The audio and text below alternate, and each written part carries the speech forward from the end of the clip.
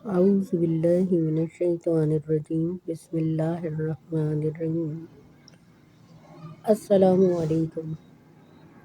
خالق کائنات نے جب بنی آدم کو روئے زمین پر بسایا تو وقت گزرنے کے ساتھ ساتھ بنی نوع انسان میں خالص توحید کی جگہ شرک، بت پرستی اور دیگر اخلاقی خرابیاں پیدرپا آئیں۔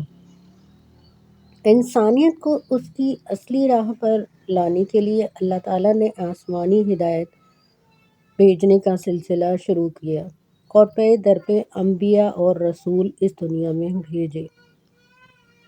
ان میں سے ایک اللہ کے نبی حضرت یحییٰ علیہ السلام ہیں۔ حضرت یحییٰ علیہ السلام حضرت زکریا کے بیٹے تھے۔ جب آپ اس دنیا میں تشریف نہیں لائے تھے تو آپ کے والد جو تھے بہت ہی ضعیف تھے اور جو آپ کی والدہ تھیں وہ بانجھ تھیں۔ آپ کے والد نے آپ کے لیے کچھ اس طرح دعا فرمائی تھی کہ اے میرے مالک، مجھے ایک صالح اور خوبصورت فرزند عطا فرمائیے تاکہ وہ میرا ولی وارث اور اولاد یعقوب کا بھی وارث ہو، جو میرا فرزند ہو اور تیرا بھی پسندیدہ ہو۔ اللہ تعالیٰ نے ان کی دعا قبول فرمائی اور کچھ عرصے بعد حضرت یحییٰ علیہ السلام اس دنیا میں تشریف لائے۔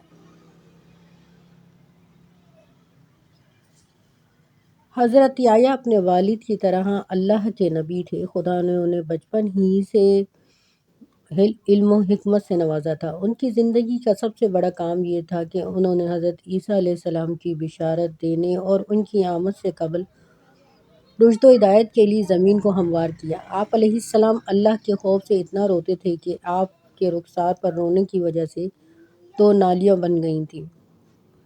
حضرت یحییٰ نے جب دین کی آواز بلند کری تو بنی اسرائیل کو نصیحت دیتے ہوئے آپ نے فرمایا، اے قوم، میں تمہیں صرف وہی باتیں بتاتا ہوں جس کا مجھے اللہ نے بتانے کا حکم دیا ہے۔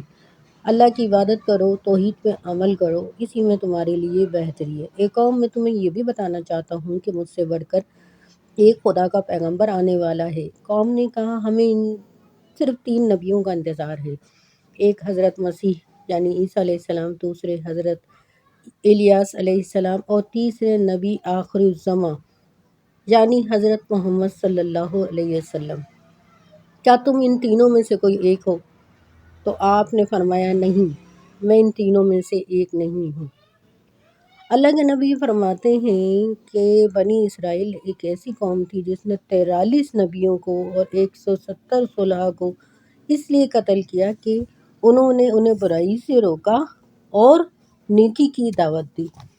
یہ ایسی گمراہ قوم تھی کہ جو بھی شخص ان کو برائیوں سے روکتا تھا وہ اس کے جانی دشمن بن جایا کرتے تھے۔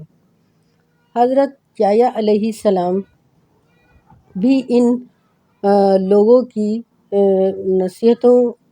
آپ کی نصیحتوں پر جو آپ کرا کرتے تھے ان سے یہ لوگ بیزار ہو چکے تھے، تو اسی طرح آپ کو شہید کر دیا گیا۔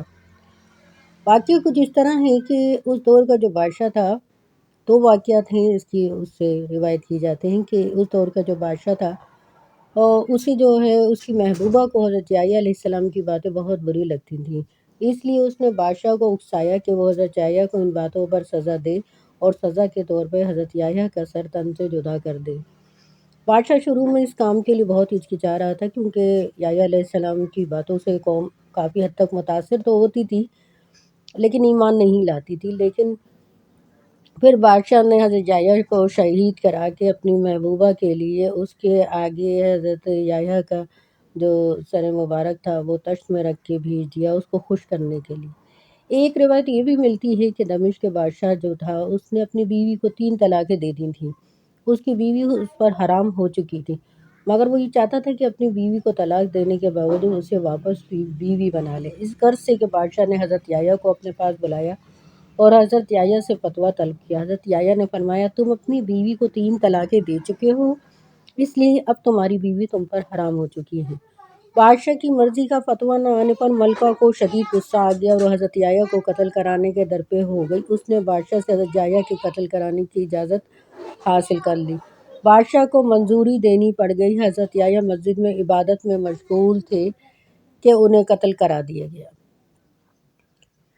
بنی اسرائیل نے اپنی نفرت کا اظہار جو ہے حضرت یحییٰ اور پھر حضرت زکریا کو شہید کر کے کیا گیا۔ بنی اسرائیل نے اپنے ہاتھوں سے اپنی تباہی اور بربادی کا بیج بو دیا تھا، چنانچہ چند روز گزرنے پر بادشاہ اپنی تمام قوم کے ساتھ غضب الہی سے واصل جہنم ہو گیا۔ وَمَا عَلَيْنَا إِلَّا الْبَلَاغُ الْمُبِينُ۔